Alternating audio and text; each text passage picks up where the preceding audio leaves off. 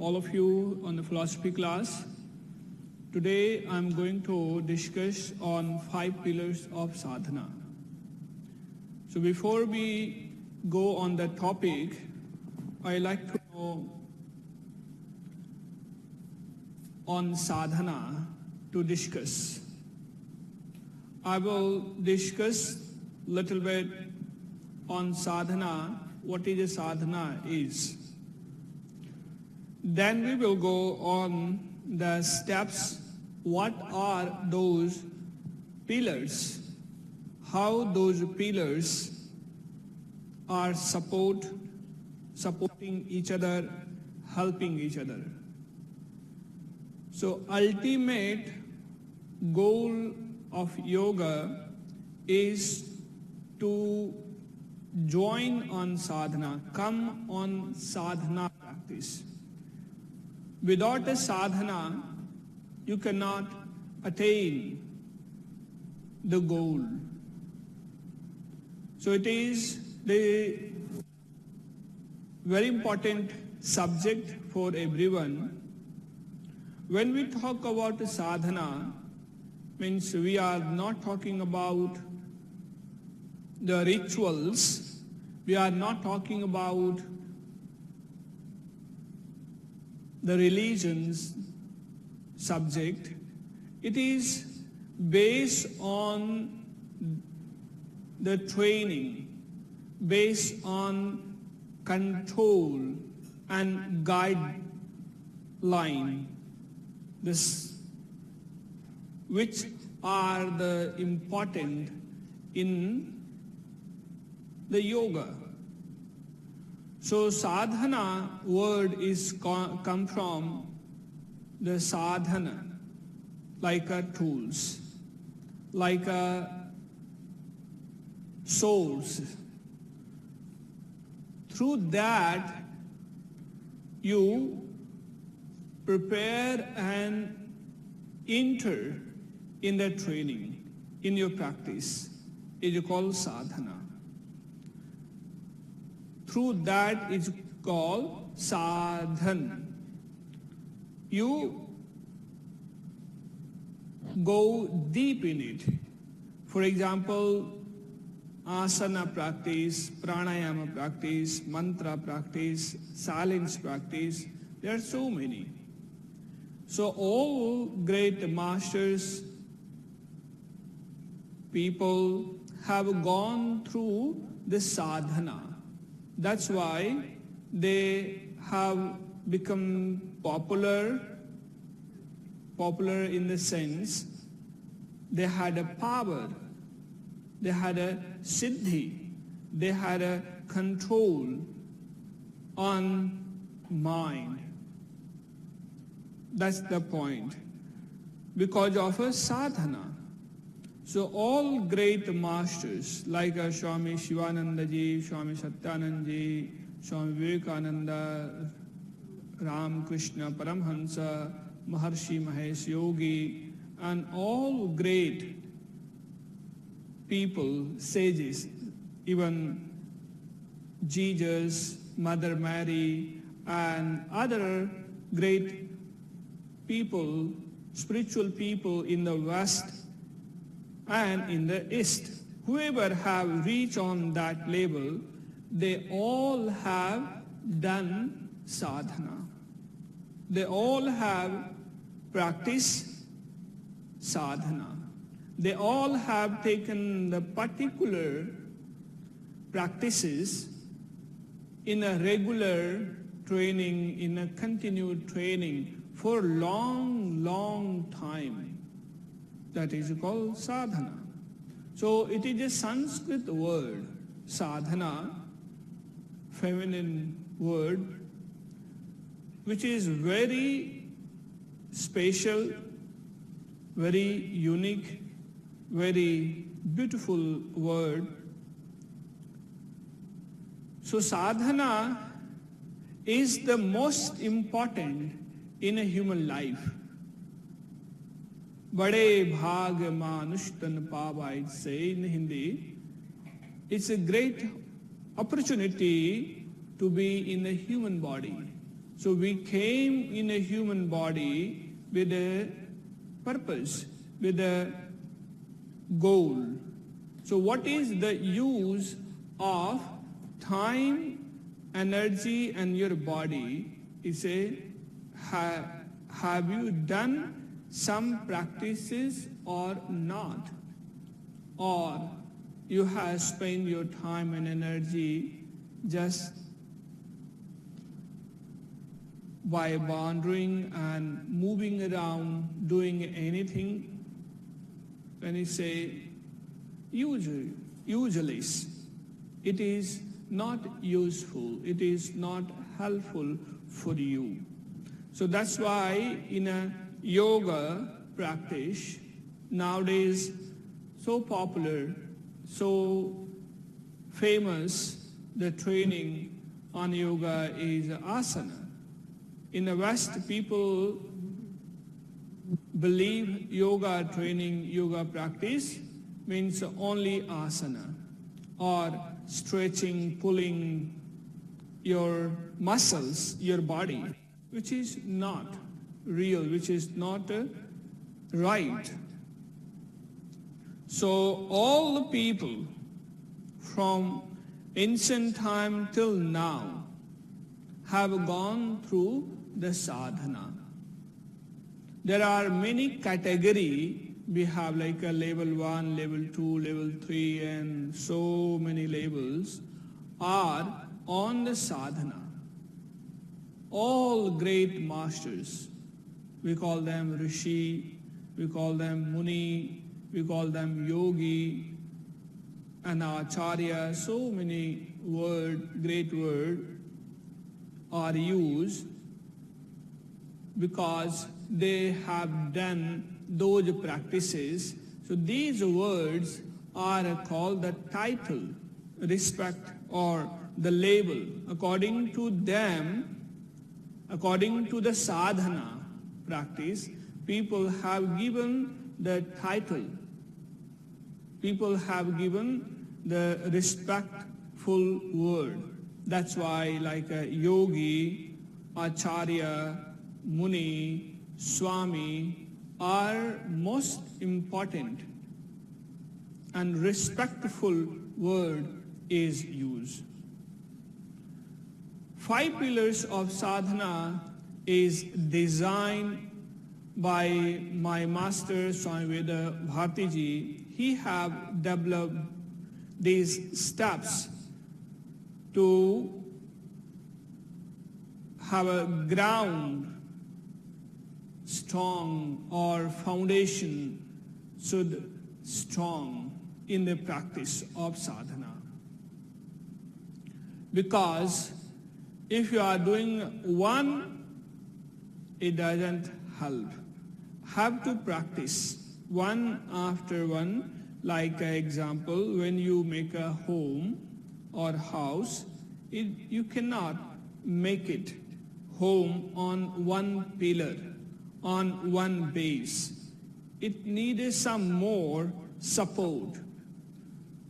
So you can build up, make it more level and rooms house, because it is supporting each other and giving more support, more strength, more help. That's why.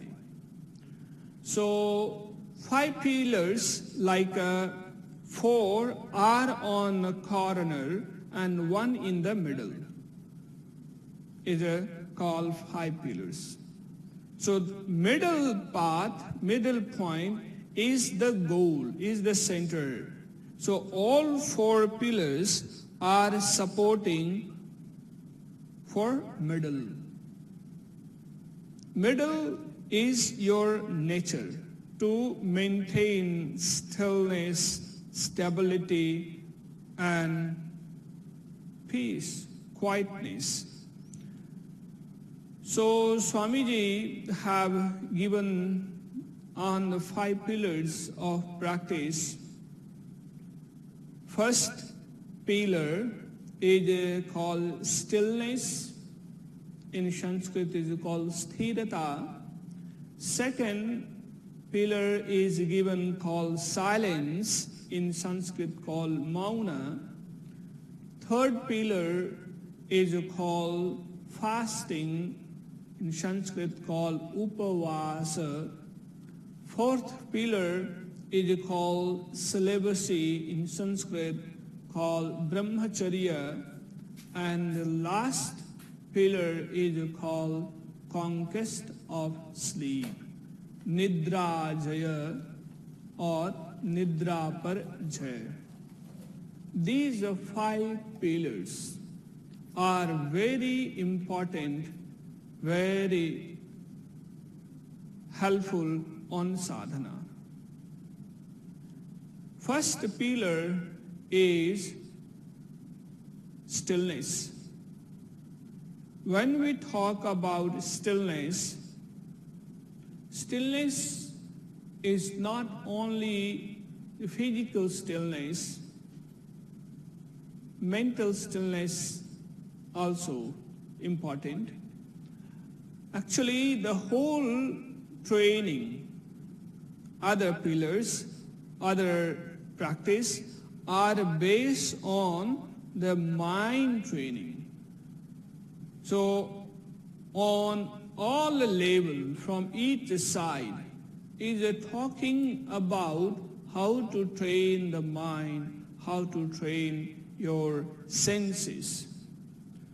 So stillness, what does mean of stillness? In Sanskrit called sthirata. You have seen in many people wherever they are, when they are in office, on the chair working, but many people have a habit, they are moving finger, moving legs, moving head, and even they are not stable, not focused. So main point, they are moving. So any way, if your hand, legs, head, body is moving, it means your mind is moving. So in this time, my mind or your mind is not stable. Why we should focus on steadiness, on stillness?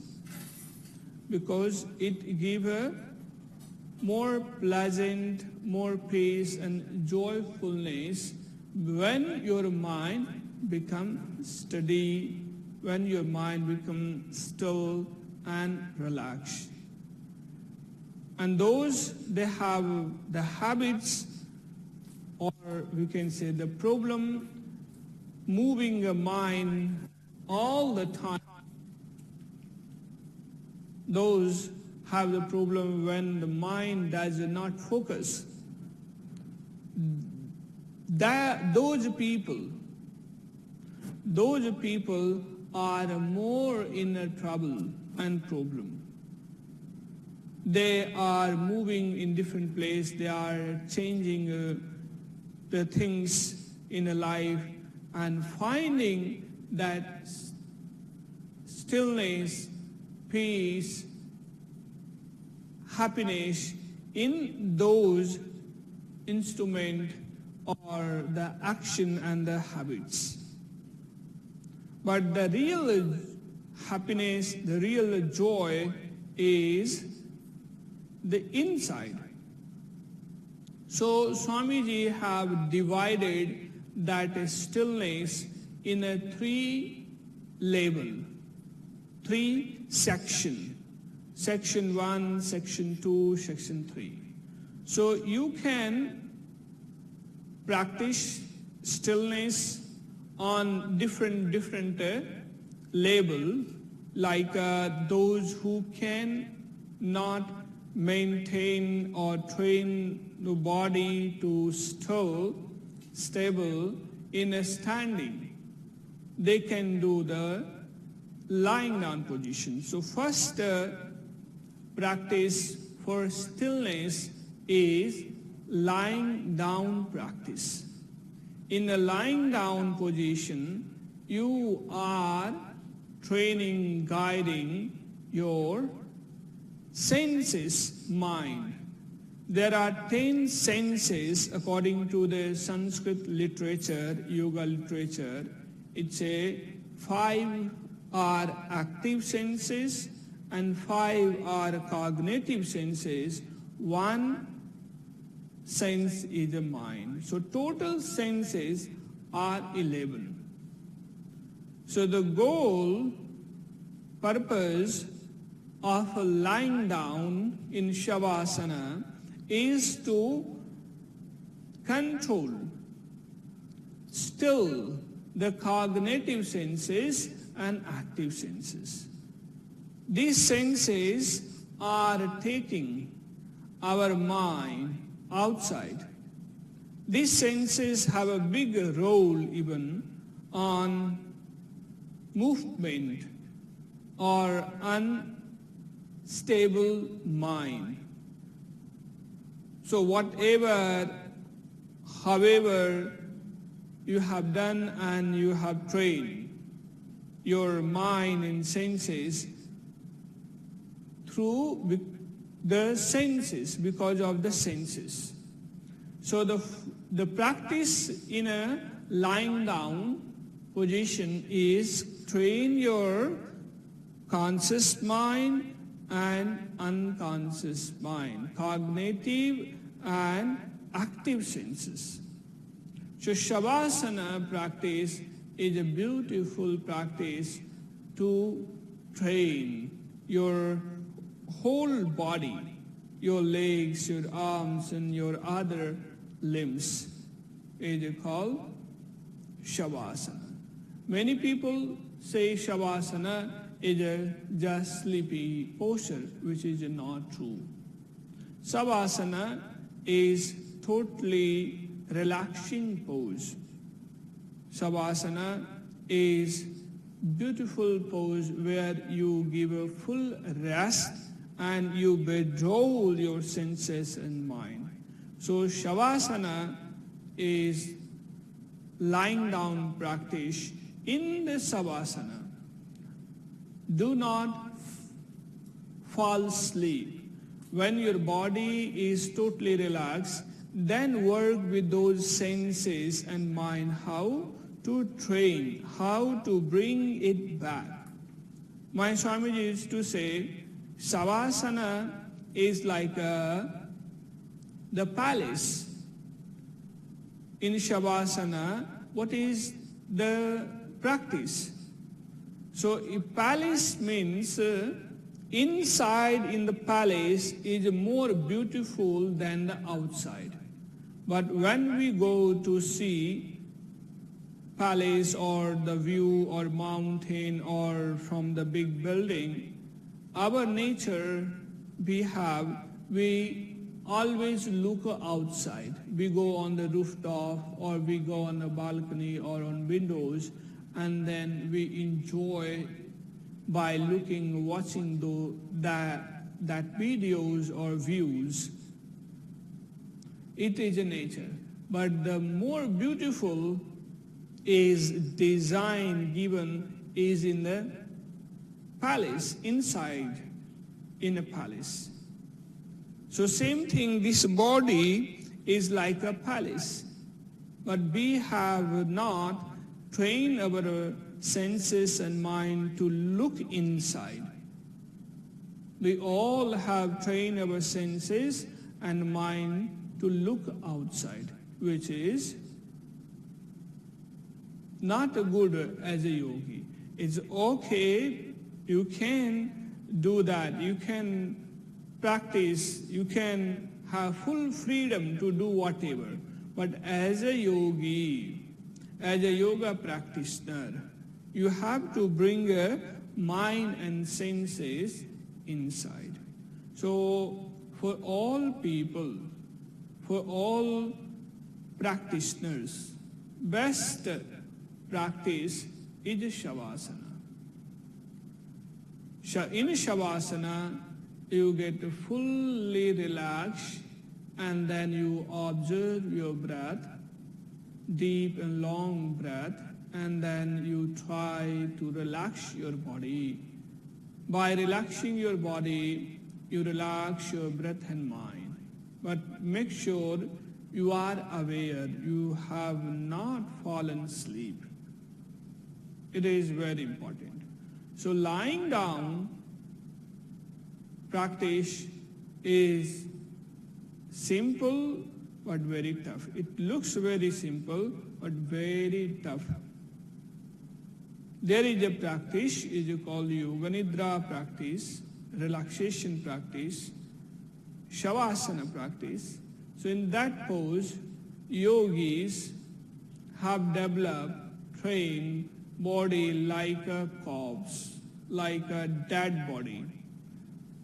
For long time, many people, teachers, students even, sometimes don't believe they are alive or dead.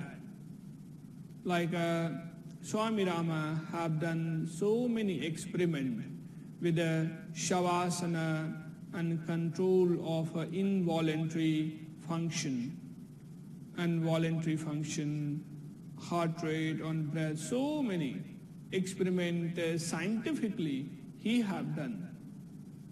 How is possible, how he did it, he always have explained and mentioned because of Shavasana, because of involuntary control, breath training. So best practice you can do in Shavasana, on stillness. After the Shavasana, you can try to train your body in a sitting. Is another step. So it's quite intense, quite tough than the lying down practice. So there are postures is designed given to do in sitting. In a sitting, like here, your legs should be stable. Your spine, neck, head should be stable and aligned. Then you can stay in the pose for longer time. Then you are able to stay longer. Otherwise, it will be more tough, will be more challenging. So sitting posture is the main point, because all the masters have a talk lot on sitting. Even Patanjali ji have explained on posture, what does mean of posture. Then he say, Sthira Sukham Asanam. Sthira means stable, and Sukha, pleasure, comfortable, relaxed. When you experience, when you feel it, then you can stay longer, otherwise will be more challenging, more tough. So in a meditation yoga school, all the masters have talked and explained best practice is stillness of your body on pose in a sitting. There is a sutra, it's a asana siddha. You have to train, you have to guide your body as stable body, as steady and relaxed.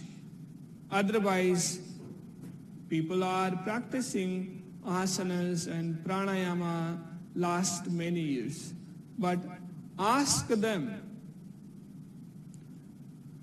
have they mastered on particular pose or not? How long can they sit in one posture? Many yogis have learned and practiced many asanas. There are 100 types of asanas.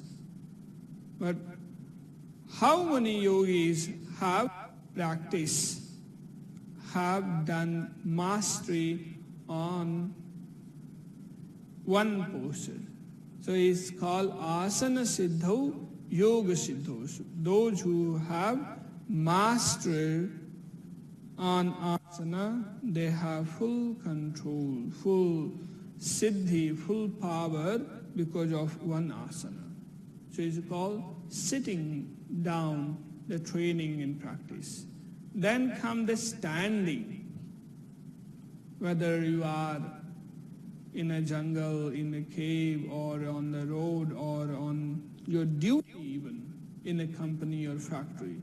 Train your body to stable on standing, on one pose, on one position, wherever you are, which is tough, hard for normal people. It's quite challenging. So standing stillness is a good, even is a challenging. So those, they have duties, work, they can train the body how to maintain it and adjust it in a one pose. One pose as a standing pose. I have seen lots of security guard and people when they stand, even in a bank, in a railway station, in an aeroplane, in an airport. Many people have different position of body or on the pose when they stand. Many people have neck like this. Many people, they have unbalanced shoulder. Same with the foot. It's not as stable, not as centered. So standing practice on stillness is a very healthy and very useful, very important in the practice of stillness. So in this training, we work on stillness, how to master or train the body on lying down or on sitting or on standing. We spend our whole time of our life from morning till night even on this cycle. Sometimes you stand, sometimes you sit down, and in the night we go to rest on the bed. So whole life journey and time is under these three, on lying down, sitting and standing. Then the next step is called silence practice, mauna practice. Why mauna is important? Why we should practice mauna? In spirituality, on spiritual training, mauna, silence, have a big role, because from morning till night, before going to sleep, before go on the bed, we talk a lot. We use lots of energy to express your word and your voice. It's good to talk, but how much to talk is very important. What to talk is very important. So those people, again, masters, have gone with the same experiment like a mauna. They have learned and practiced and trained themselves to. So in a silence, what to talk is very important. How to talk. Actually, on silence, we practice talk as much as less possible. We all have done these practices from childhood till now on certain topic, on certain subject. We have not shared and discussed with friends. Like if you are a husband or wife, on special topic, you have not shared your personal topic, have not discussed with your friends because of it's important for your husband or as a wife or for wife. In many subjects, on many topics, we have not discussed when we were child with the friends. So it is a mauna, it is a silence also. Even involuntarily, we do everyday silence practice when you go to sleep. 7 hours, 8 hours, 10 hours, every day, every night, we do silence. So what is the use and the power of silence? Is the point is saving the energy and converting in a different flow, taking that energy in a different direction, taking your mind in a different direction. That is the point on silence. So the main subject, the main point on silence is silence of a mind. On the beginning, you can practice on the speech level, on senses level. Many people, when they are on silence, I have seen in ashram, verbally they are in silence, but they express themselves with the hands and the eyes and the body movement. It means it show off.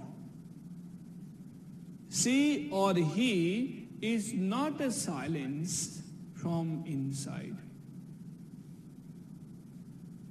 On a speech level, they are on silence, but inside, on mental level, anything, even I'm moving my hands, my head,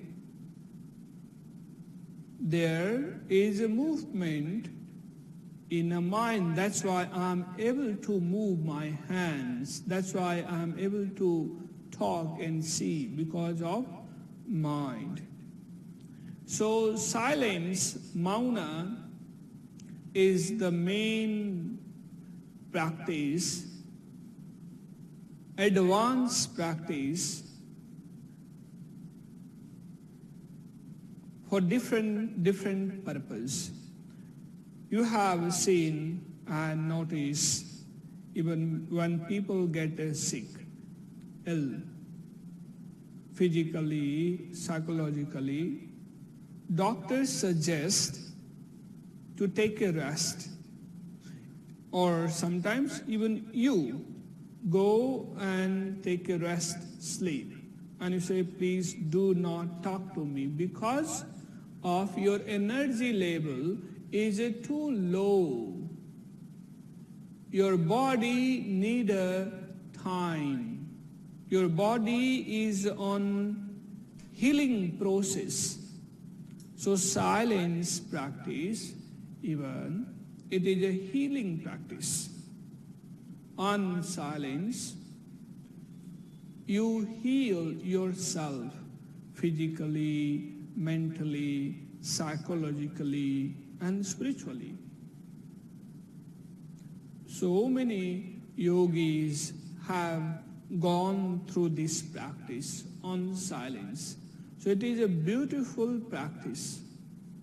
You can practice half day, few hours, few days, week, even you can go for months and years. Like Chandra Swamiji from the Vikas Nagar in Uttarakhand, India, he have done 35 years silence practice.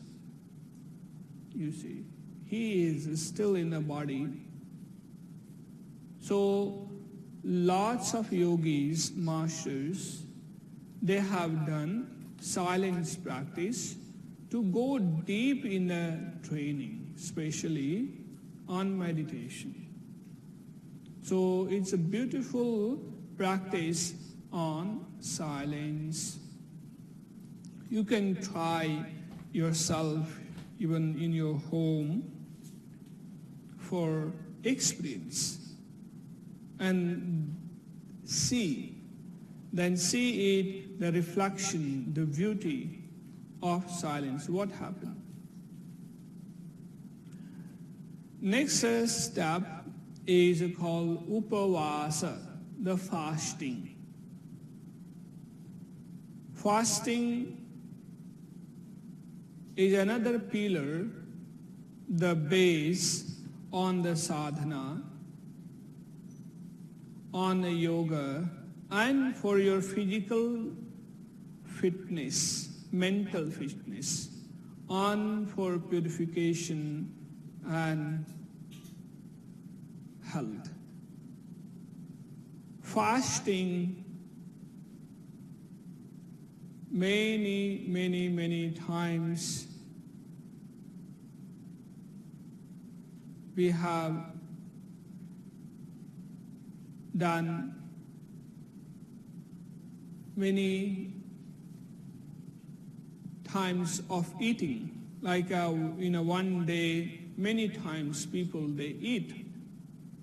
They have no time even, they have no patience even to give a rest to physical body, your digestive system. So fasting is a beautiful practice to give a rest to your digestive system. Digestive system, it is one of the big system in our body, which take hours and hours time to digest our food, your food, whatever you have eaten. So in this training, in this practice on fasting, the point is give a rest, a relax to your system for health, for good work of those organs, internal organs inside. As long as much as you eat many times, for your physical maintenance, I say, how much calories, proteins you need it, you can have it, but even on the other side, your body needs a rest. So that's why fasting is very important to release those toxins. So there are many ways to do fasting according to Ayurveda, according to yoga, according to the other system, culture and way. I have seen even all religion in worldwide. In all religion, they have a practice called fasting. In each religion, they have talk on fasting, upavasa, because it has a relation with your digestion, with the health, with your mind. Even in the modern science, medical science, they are agree in this time, fasting is the best medicine for your body and those problems. Even on cancer, there are many labels we have. There are many labels on the cancer. So even on cancer, those doctors are saying fasting is the best practice, because those cells get burned on fasting. So when you do the fasting, there are many method, technique, I can say. Some people, they do fasting on particular days according to our tradition. Some people, they do on a special calendar day according to the Hindu calendar is already fixed. So lots of people like on full moon, on Ekadashi, on Triyodasi, on special birthday like on Krishna birthday, on Rama birthday, people are on the fast for 9 days even. Many people, they have done more than 9 days. Not totally, they take some food or fruits, water even, but not all the time they are eating. So this is the other way. Many people, they take only the water. Many people, they take only the coconut water. Many people, they have done the fasting on the fruits and milk like that. So there are many path is given on fasting. So fasting is good practice for your health. Ayurveda say those who are hatha yogis, okay, those who are doing asana practice, to them is not allowed. If you are asana practitioner, if you are doing every day Ashtanga yoga, hatha yoga practice, then it is not allowed to you, because you need energy. So you need a food. If you are as a normal people doing more meditation and general practice, then you can apply. Or if you are doing fasting on that day, do not do the asana practice. Just leave as a free. So Ayurveda say, eat food only 0.5% of your stomach, and 1/4 of the stomach leave for air, and the 1%, 1/4 of your stomach always keep empty for digestion and for water when you need water. So do not fill your stomach 100% with the food. Is a very difficult, danger even. Your body will digest whatever you have eaten, but will take time. Will be more serious if your digestion system is low. If your digestion system is strong, yatheshtam brahmacharanam is say, you can have food, you can eat food as much as you want. But after the brahmacharya, like after the young age, 20, 25 years, 25, 27 years, then you have to make a rule. You have to follow a rule on food. If you want to have a healthy body, if you are looking for fit body, well, helpful, otherwise challenging to you. So upavasa is very important. Next practice is called the brahmacharya. Brahmacharya is called celibacy, like having a control on your sexual life is very important in yoga, because it is an energy, because it is a power. So many people, many yogis and masters have done the experiment, have done the practice in a family life, and of course when they are alone, single, they almost have gone without the relationship. And many people had the different lifestyle, different choice. So it is up to you. It is not a fixed rule given, this is the practice everyone have to follow. No. On yoga, our masters, yogis, have given many options, many variation and way. If this technique, method or way is not supporting, not helpful to you, then you can choose the another way. Change the track. Even if it is not suitable to you, the second one, choose the another one.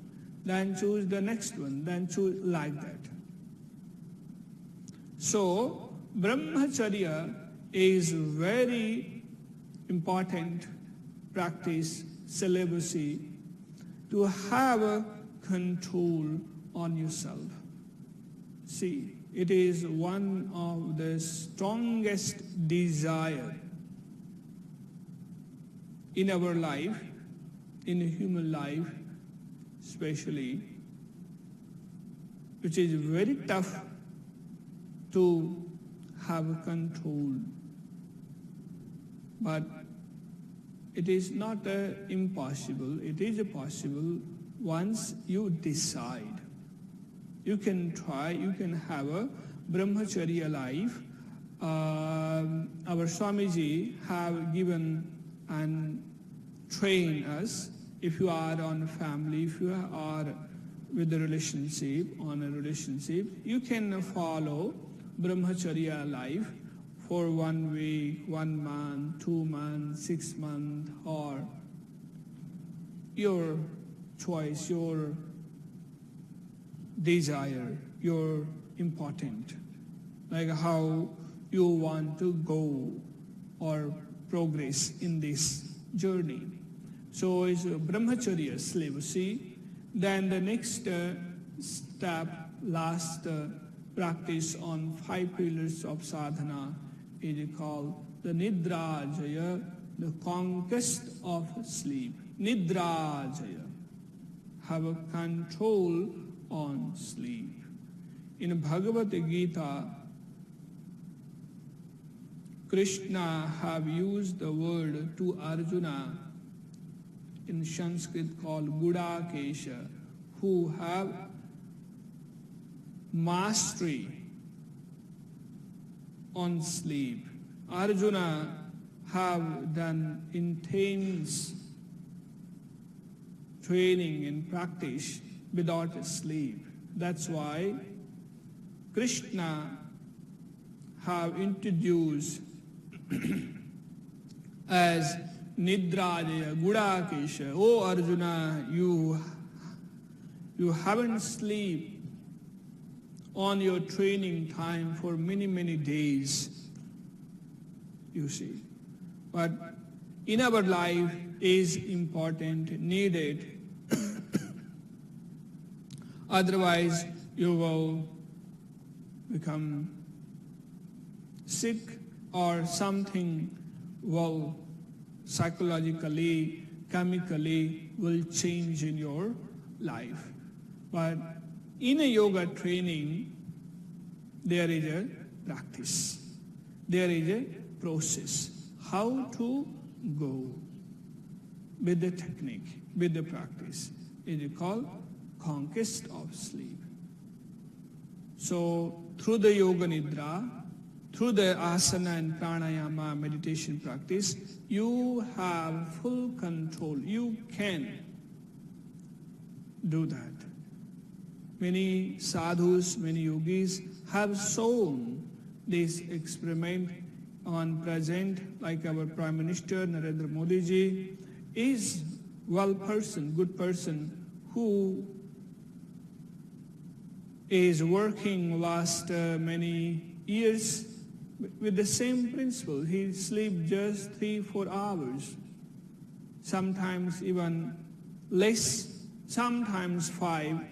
So it's a good example on Nidra Jaya, Swami Rama, Swami Satyananda, Swami Shivananda, many yogis have gone with this. But if you are a normal practitioner, beginner, do not force yourself.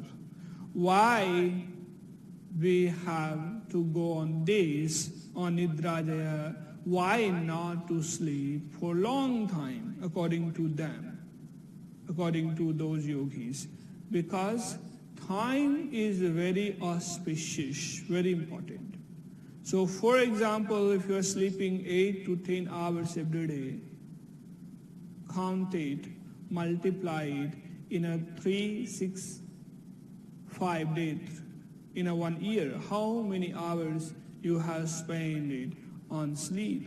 How many hours we spend in the toilet and bathroom and doing the other things?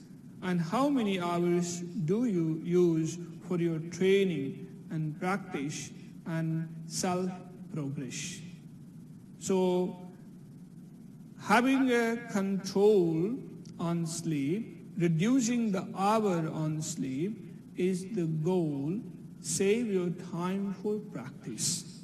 Go deep on your practice. Do not waste your time and energy on stupid things, on the other work. More important, more necessary is do the more practice as much as you can. So this was the last topic, conquest on sleep, practice on sleep, control on the sleep as much as possible. Om Hari Om.